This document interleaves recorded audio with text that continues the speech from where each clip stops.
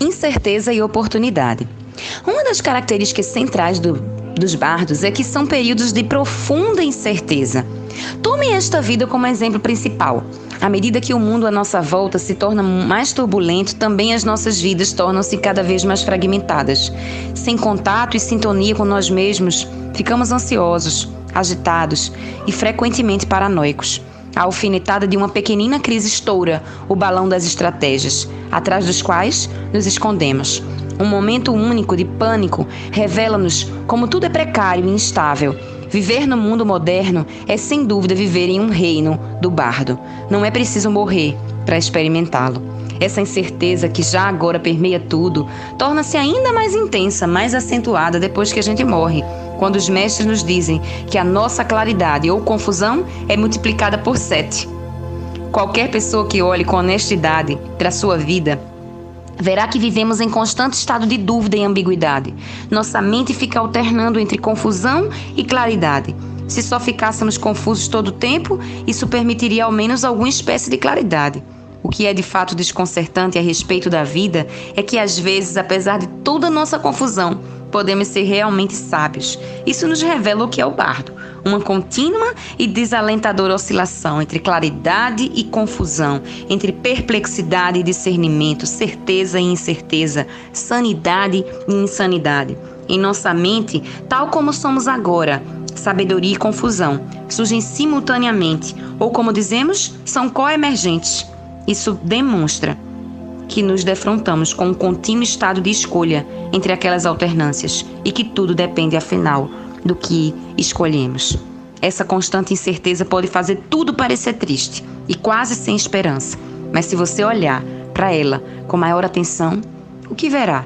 Verá sua própria natureza, que ela cria intervalos, espaços em que profundas oportunidades de transformação florescem continuamente, desde que possam ser vistas e aproveitadas. Como a vida nada mais é do que uma oscilação permanente entre nascimento, morte e transição. As experiências do bardo estão nos acontecendo o tempo todo e são parte fundamental da nossa constituição psicológica.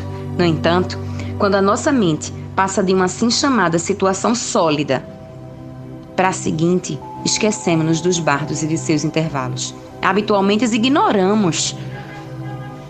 As transições que estão sempre ocorrendo, a impermanência.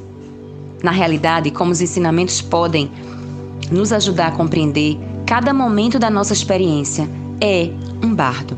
Tal como cada pensamento, cada emoção que emanam e tornam a morrer no âmago da nossa mente. Os ensinamentos nos alertam para o fato de que é especialmente nos momentos de forte mudança e transição que a verdadeira natureza primordial de nossa mente, semelhante ao céu, terá uma oportunidade incrível de se manifestar.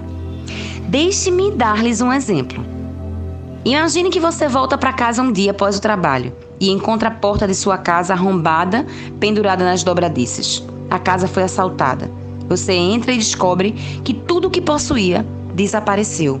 Por uns instantes, você fica paralisado, em estado de choque, e em meio ao desespero procura freneticamente entrar no processo mental de tentar lembrar o que foi roubado. O resultado é terrível. Você perdeu tudo.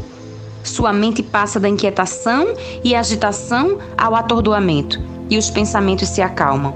E há uma súbita, profunda imobilidade, quase uma experiência de felicidade. Não há mais luta nem esforço, porque ambos são inúteis. Agora, tudo o que você tem a fazer é desistir. Não há escolha. Assim, num instante você perdeu alguma coisa preciosa. E no instante imediatamente seguinte, você descobre que sua mente repousa num estado de paz profunda. Quando esse tipo de experiência acontece, não corra logo em seguida em busca de soluções. Fique uns instantes nesse estado de paz.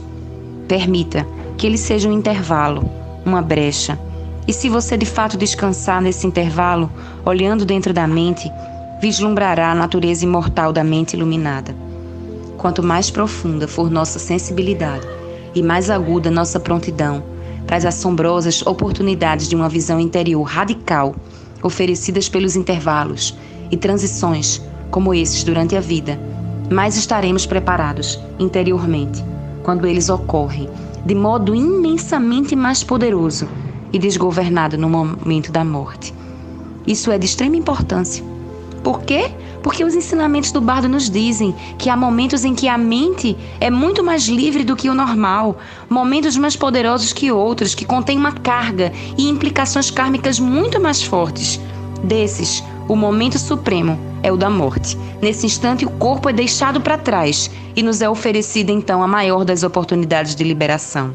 Por mais consumada que possa ser a nossa mestria espiritual, somos limitados pelo corpo e pelo seu karma, mas com libertação física da morte, surge a mais maravilhosa oportunidade de conseguir tudo aquilo para o que vimos nos preparando em nossa prática e em nossa vida.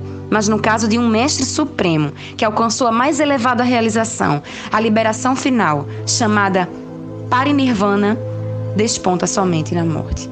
É por isso que na tradição tibetana nós não celebramos o aniversário dos mestres. Nós celebramos a sua morte, o seu momento de iluminação final. Na minha infância no Tibete e nos anos que se seguiram, ouvi inúmeras histórias sobre grandes praticantes e até yogis aparentemente comuns e de leigos que morreram de maneira surpreendente e dramática. Não foi antes aquele último instante que eles, finalmente, revelaram a profundidade de sua realização e poder dos ensinamentos que chegaram a personificar. Os tantras do Dzogchen, os ensinamentos ancestrais de onde as instruções do bardo procedem, falam de um pássaro mitológico, chamado Garuda, que já nasce completamente crescido. Essa imagem simboliza nossa natureza primordial, que é completamente perfeita. O filhote de Garuda tem todas as penas para voar, já desenvolvidas dentro do ovo, imaginem, mas não pode voar antes de sair dele. Somente quando a casca se parte e abre é que ele pode sair e subir muito alto no céu. De modo semelhante, nos dizem os mestres, as qualidades do estado búdico ficam veladas pelo corpo e tão logo ele é descartado, essas qualidades aparecem de forma radiante. Explica-se o porquê de um momento da morte ser tão pleno de oportunidades, pelo fato de ser aí que é a natureza fundamental da mente. A luminosidade base, a clara luz, vai se manifestar de forma natural, de um modo vasto e esplêndido, se nesse momento crucial pudermos reconhecer a luminosidade base. Dizem-nos os ensinamentos, conseguiremos a liberação. Mas isso não é possível, a menos que você tenha familiaridade e intimidade com a natureza da mente durante a vida. Entende a importância da meditação? Entende por que os ensinamentos que aqui a gente lê e tenta compreender e passar são importantes para o nosso momento de passagem? São tão importantes durante a nossa vida, pela nossa prática espiritual. E é por isso, muito surpreendentemente, que se diz em nossa tradição que uma pessoa liberada no momento da morte é considerada liberada nesta vida e não num dos estados do bardo após a morte. Porque é nesta vida que o reconhecimento essencial da clara luz teve lugar e se estabeleceu. Esse é o ponto essencial a ser compreendido.